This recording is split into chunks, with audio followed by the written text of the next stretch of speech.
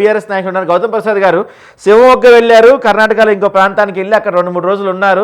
సహజంగా ఏదన్నా చేస్తేనే మీరు పెద్ద పెద్ద ఫ్లెక్సీలు ఫోటోలు వేసుకుంటారు కదా, మరి అక్కడికి వెళ్ళి 3-4 రోజులు మీరు ఫోటోలు పెట్టలేదు, అక్కడ ఏం చేశారు అని అడుగుతున్నారు. ఏం చేశారు? మీ నాయకులు కూడా తీవ్రంగా ఆరోపణలు చేస్తున్నారు. గతంలో ముఖ్యమంత్రి గారు కూడా అన్నారు కేసీఆర్ ఫామ్ హౌస్ రుద్రపూజలు చేస్తున్నాడని. ఇవాళ ఏకంగా పిసిసి చీఫ్ గారు అన్నారు అక్కడ వర్షాలు పడకూడదని, పంటలు పడకూడదని. ఏంటి నిజంగా జరుగుతుందా? ఏదో ఆధారాలు కూడా ఉన్నాయంటున్నారు వాళ్ళు. సాయి గారు, మీకు ప్యానెల్ లో ఉన్న పెద్దలందరికీ కూడా గుడ్ ఈవినింగ్ అండి. సాయి గారు, ఈ రోజు మనం మాట్లాడుకుంటున్న టాపిక్ ప్రభుత్వం ఆరోపిస్తున్న ఆరోపణలు ఏవైతే ఉన్నాయో ఇవి ప్రజలకు ఏమాత్రం కూడా ఉపయోగం లేని మాటలు, ఉపయోగం లేని ఆరోపణలు, నిందలు తప్ప దీంట్లో ఏం వాస్తవం ఉందండి? పనికి రాని విషయాన్ని ప్రజల మీదకు పడేయడము, ప్రజల మీద నెట్టేయడము, అదే విధంగా వాళ్ళ మధ్య చర్చ చేయడం అది అవసరం అండి?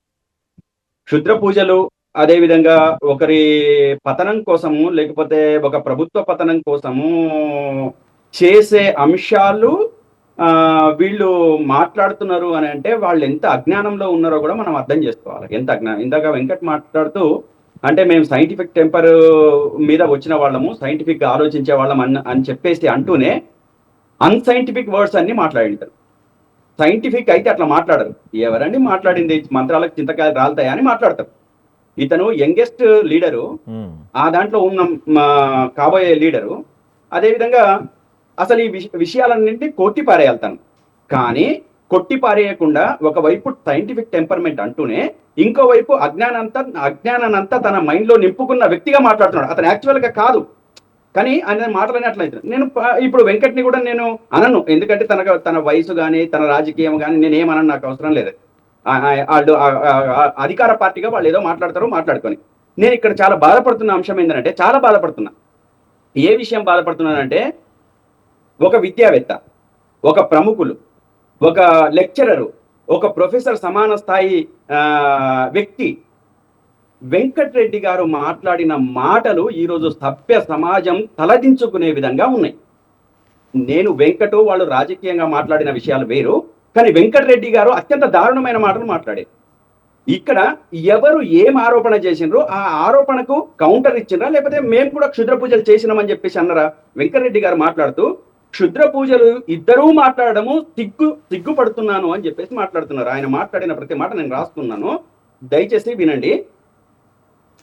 కాంగ్రెస్ పార్టీ ఆరోపణ చేస్తే మేము ప్రత్యారోపణ మీరందరూ క్షుద్ర పూజలు చేసినామని చెప్పేసి మాట్లాడినామా?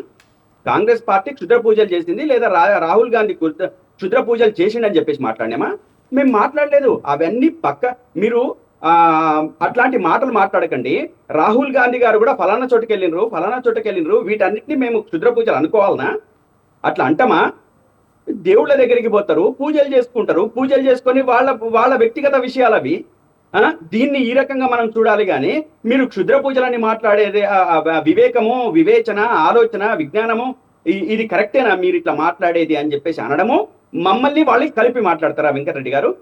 ఇది ఒకటి. అదే విధంగా దీంట్లో డైవర్షన్ పాలిటిక్స్ మేము ఏం చేసినామో చెప్పమనండి. వాళ్ళు మాట్లాడిన దానికి మీరు ఇట్లా చేయటం ఇది కరెక్ట్ కాదు. ఎవరి వ్యక్తిగత జీవితంలో వాళ్ళు పూజలు చేసుకుంటారు, దేవుళ్ళని దగ్గరికి పోతారు, 2 రోజులు ఉంటారో 3 రోజులు ఉంటారో అది వాళ్ళ ఇష్టం. ఎవరి ఇష్టం వాళ్ళని. దాన్ని దాచిపెట్టినాం అంటే అది ఎవరికి వాళ్ళకి సంబంధించిన అంశం.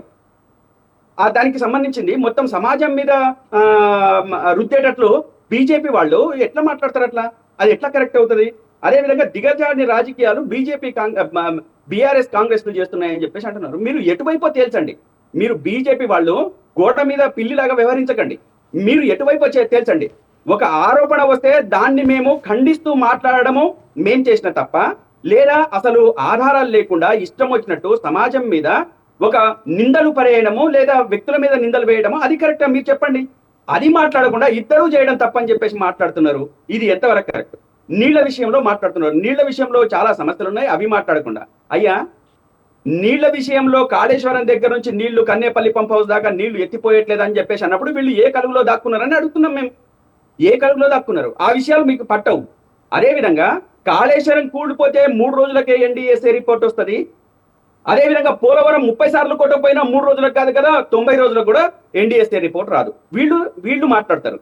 ఇంత అజ్ఞానంలో బతకడం అనేది ఒక ప్రొఫెసర్ స్థాయిలో ఉండి ఇది కరెక్ట్ గా అజ్ఞానం ఏందా అజ్ఞానం మీకు మీరు చేసిన దానికి మీరు వెంకరెడ్డి మాట్లాడేది గారు, మీరు మీరు మీరు మాట్లాడు. మీరు ఆగండి, నీళ్ళ కాదు వెంకరెడ్డి కాదు గారు. మీరు అది కాదు అజ్ఞానం ఏంది అజ్ఞానం అనే అజ్ఞానం వర్డ్ ఏంది కాకపోతే జ్ఞానమా? మీరు జ్ఞానం ఏంది మాట్లాడిన ప్రతి మాట మీరు అజ్ఞానం చేసిన మాట్లాడాలి. మీరు మీరు కాళేశ్వరంలో మాట్లాడిన ప్రతి మాట కాళేశ్వరం అజ్ఞానమే. చేసిన వెంకరెడ్డి గారు, అజ్ఞానం దయచేసి కాదు మీరు మీరు మీరు మాట్లాడితే మాట్లాడకుండా ఉంటే ఊరుకోవడం మంచిది. లేదు నేను మీరు మీరు మీరు మాట్లాడేటప్పుడు నేను ఊరుకో అంటాను, ఏం సాయి గారు, మీరు మాట్లాడతావు అతన్ని ఏం కంట్రోల్ బెదిరిస్తున్నావా చేయాలి. ఏం మీరు బెదిరిస్తున్నావా కంట్రోల్ చేయాలి. ఏమయ్యా సాయి గారు, బెదిరిస్తున్నావు మీరు నువ్వు బెదిరిస్తే ఏంది బెదరడానికి నువ్వు ఇక్కడ ఒక్క లేదు. నిమిషం, ఒక్క నిమిషం. మీడియా, అవినీతి పార్టీ ఒక్క నిమిషం సార్, మన చర్చ అంతా పక్కదారి పడుతుంది. ఒక్క నిమిషం అండి, ఒక్క నిమిషం, ఒక్క నిమిషం.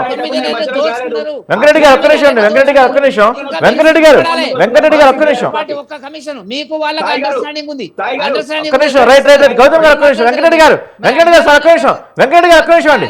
అజ్ఞానం అనే మాట మాట్లాడతాడండి ఒక రైట్ ఒక్క నిమిషం, వెంకరెడ్డి గారు ఒక్క నిమిషం, ఒక్క నిమిషం, ఒక్క నిమిషం, అది ఒక్క కాదు నిమిషం. అది కాదండి ఇప్పుడు మాట్లాడింది ఏందైనా క్షుద్ర పూజల మీద మీ రెండు పార్టీలు మాట్లాడుతున్నాయా ఇవి మీకు చేతగానితనమో పరిపాలనలో అసమర్థం అని చెప్తున్నాను నేను వెంకరెడ్డి గారు ఒక్క నిమిషం, వెంకరెడ్డి గారు సార్ ఒక్క నిమిషం, సార్ ఒక్క నిమిషం, మీ దగ్గరికి వస్తాను, మీ దగ్గర మీరు సబ్మిషన్ చెప్తారు, మీరు అన్నిటికీ కౌంటర్ ఇద్దరు. ఒక్క నిమిషం ఆగండి సార్, మీరు అన్నిటికీ కౌంటర్ ఇద్దరు, ఒక్క నిమిషం వెయిట్ చేయండి. ఇప్పుడు మీరు మాట్లాడినంతసేపు ఆయన వెయిట్ చేసి రాసుకొని ఎలా అయితే మిమ్మల్ని అడిగారో మీరు వెయిట్ చేయండి సార్, కొంచెం 2 minutes వెయిట్ చేయండి, తర్వాత మీరే మాట్లాడదురు. మీరు చెప్పండి గౌతమ్ గారు. సాయి గారు, నేను అంటుంది ఇది వ్యక్తిగత విషయాలు కాదు. తను మాట్లాడింది పార్టీ పరంగా ఒక ఒక ప్రతినిధిగా మాట్లాడిండు.